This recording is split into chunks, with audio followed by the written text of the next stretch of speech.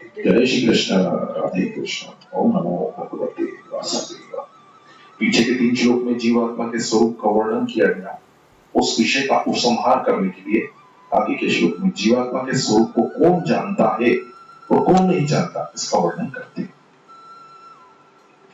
स्थूल शरीर को छोड़ते समय जीव सूक्ष्म और कारण शरीर को साथ लेकर प्रस्थान करता है। इसी क्रिया को यहाँ उत्क्रामंत। जब तक हृदय में धड़कन रहती है तब तक जीव का प्रस्थान नहीं माना जाता। हृदय की धड़कन बंद हो जाने के बाद भी जीव कुछ समय तक रह सकता है।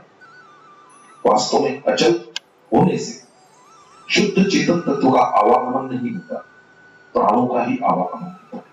परंतु सूक्ष्म और कारण शरीर से संबंध रहने के कारण जीव का आवागमन कहा जाता है। 8वें श्लोक में ईश्वर बने जीवात्मा के विषय में आए।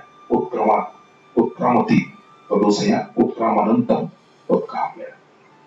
स्थितम वा, जिस प्रकार कैमरे पर वस्तु का जैसा प्रतिबिंब पड़ता है उसका वैसा ही चित्र अंकित हो जाता है, इसी प्रकार मृत्यु के समय अंतकरण में जिस भाव का चिंतन होता है उसी आकार का सूक्ष्म शरीर बन जाता है। जैसे कैमरे पर पड़े प्रतिबिंब के अनुसार चित्र के तैयार होने में समय लगता है, ऐसे ही अंतकालीन चिंतन के अनुसार भावी स्थूल शरीर के बनने में शरीर के अनुसार कम या अधिक समय लगता है। 8वें श्लोक में जिसका वर्णन हुआ है इसी को यहाँ स्थितम पद से कहा गया। मनुष्य जब विषयों को भोगता है तब अपने को बड़ा सावधान मानता है और विषय सेवन में सावधान रहता भी है। विषयी मनुष्य शब्द, स्पर्श, रूप, रस और गंध, इनमें से एक एक विषय को अच्छी तरह जानता है। अपनी जानकारी से एक एक विषय को भी बड़ी स्पष्टता से वर्णन करता है। इतनी सावधानी रखने पर भी वह मूढ़ अज्ञानी ही है, क्योंकि विषयों के प्रति यह सावधानी किस काम की नहीं है, किसी काम की नहीं। प्रत्युत मरने पर नरकों और नीच योनियों में ले जाने वाली है। परमात्मा, जीवात्मा और संसार, इन तीनों के विषय में शास्त्रों और दार्शनिकों के अनेक मतभेद हैं। परंतु जीवात्मा संसार के संबंध से महान दुख पाता है और परमात्मा के संबंध से महान सुख पाता है, इसमें सभी शास्त्र और दार्शनिक एक मत है। संसार एक क्षण भी स्थिर नहीं रहता, यह अकाट्य नियम है।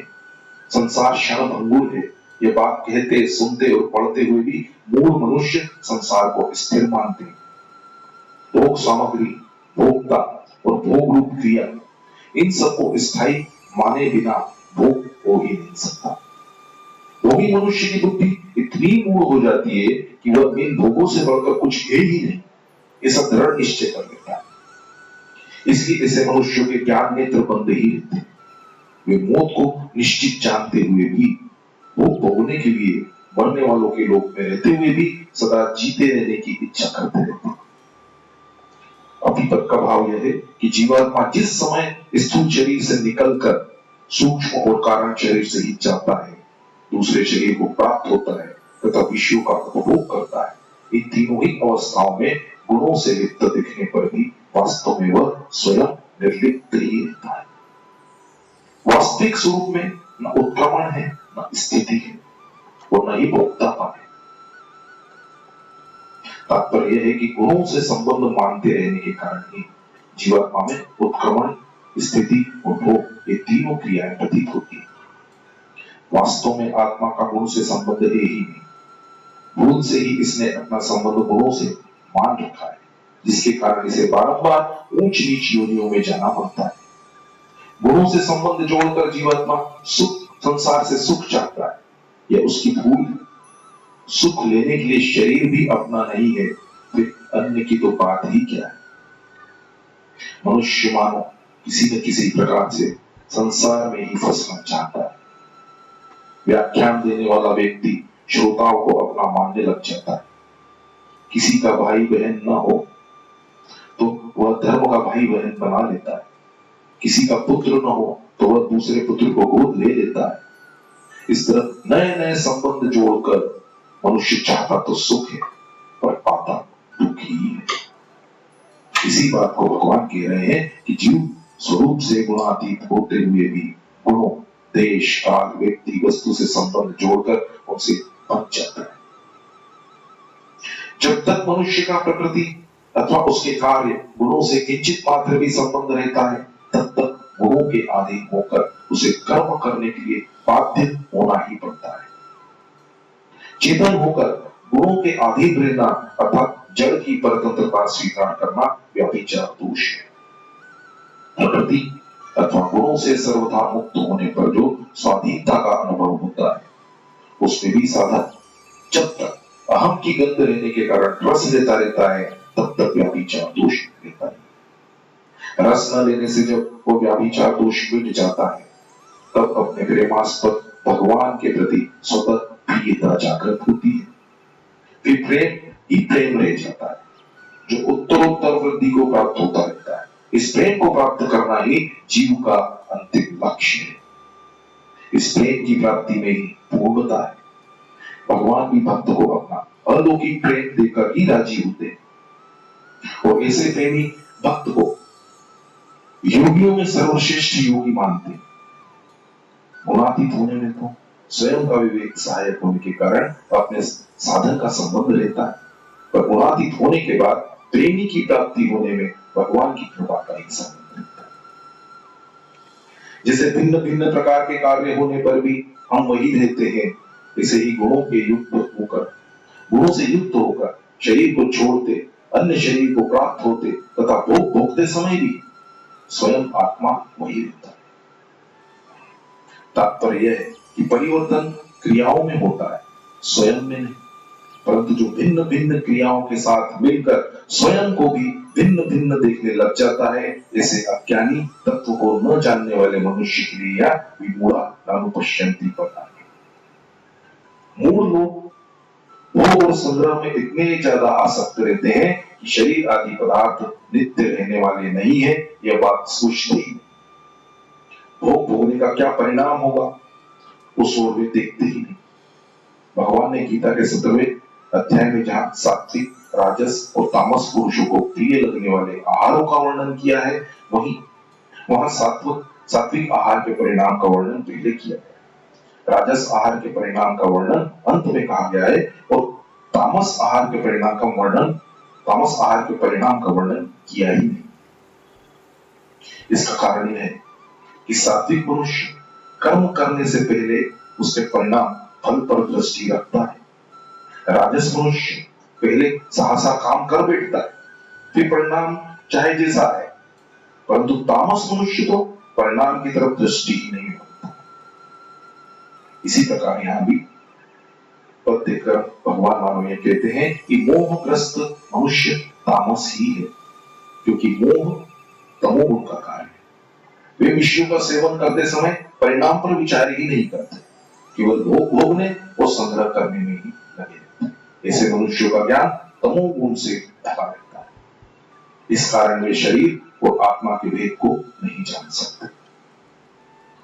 प्राणी, पदार्थ, घटना, परिस्थिति कोई भी स्थिर नहीं है, अर्थात दृश्य मात्र निरंतर अदर्शन में जाना है।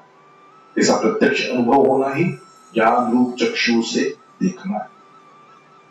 परिवर्तन की ओर दृष्टि होने से अपरिवर्तनशील तत्व में स्थिति स्वतः होती है, क्योंकि नित्य परिवर्तनशील पदार्थ का अनुभव अपरिवर्तनशील तत्व को ही होता है। या ऐसा नहीं समझना चाहिए कि ज्ञानी मनुष्य का भी स्थूल शरीर से निकलकर दूसरे शरीर को प्राप्त होना तथा भोग भोगना होगा। ज्ञानी मनुष्य का स्थूल शरीर तो छूटेगा ही, दूसरे शरीर को प्राप्त करना तथा राग बुद्धि से विषयों का सेवन करना उसके द्वारा नहीं होते। दूसरे अध्याय के 13वें श्लोक में भगवान ने कहा है कि जैसे जीवात्मा की इस देह में बालकपन, जवानी, वृद्धावस्था होती है, ऐसे ही अन्य शरीर की भी प्राप्ति होती है। परंतु उस विषय में ज्ञानी मनुष्य मोहित अथवा विकार को प्राप्त नहीं होता है।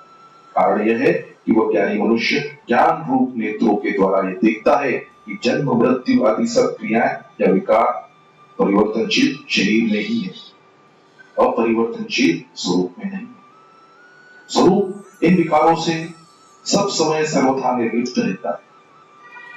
शरीरों को अपना मानने तथा उनसे सुख लेने की आशा रखने से ही विमूढ़ मनुष्य को प्रदान के कारण ये विकार स्वयं में ही प्रतीत होते हैं। विमूढ़ मनुष्य आत्मा को गुणों से युक्त देखते हैं और ज्ञान नेत्र वाले मनुष्य आत्मा को गुणों से रहित वास्तविक रूप से देखते हैं।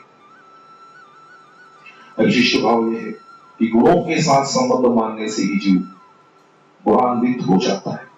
अगर संबंध न माने तो वह निर्गुण तीनों गुणों से रहित है।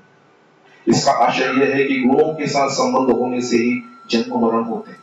यद्यपि अपनी अवनति कोई नहीं चाहता, तथापि सुख आसक्ति के कारण जीव को पता ही नहीं लगता कि मेरी उन्नति किसमें। वो नाशवान पदार्थों के द्वारा अपनी उन्नति करना चाहता है, इसका परिणाम महान अवनति होता है। शरीर को छोड़कर जाना, दूसरे शरीर में स्थित होना और विषयों को भोगना, तीनों क्रियाएं अलग अलग हैं, पर उसमें रहने वाला जीवात्मा एक ही है। ये बात प्रत्यक्ष होते हुए भी अविवेकी मनुष्य इसको नहीं जानता, अर्थात अपने अनुभव की तरफ नहीं देखता, उसको महत्व नहीं देता। तीनों गुणों से मोहित होने के कारण बेहोश रहता है। जीवात्मा किसी भी अवस्था के साथ निरंतर नहीं रहता, ये सबका अनुभव है। इसकी निर्विकल्प, इसकी निर्लिप्तता स्वतः सिद्ध है।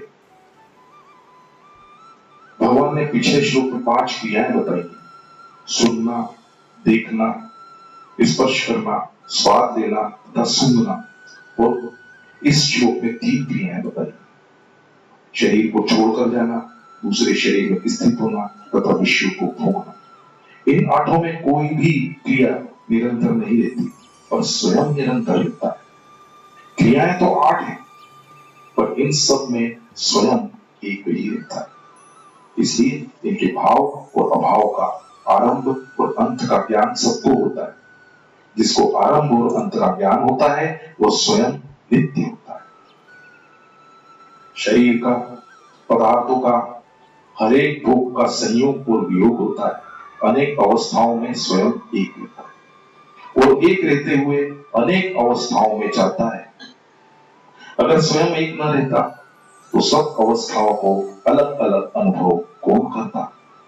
परंतु इसी बात प्रत्यक्ष होते हुए भी विमूढ़ मनुष्य इस तरफ नहीं देखते, प्रत्येक ज्ञान रूपी नेत्रों वाले योगी मनुष्य ही देखते। जय श्री कृष्ण, राधे कृष्ण। ओम नमो भगवते वासुदेवाय।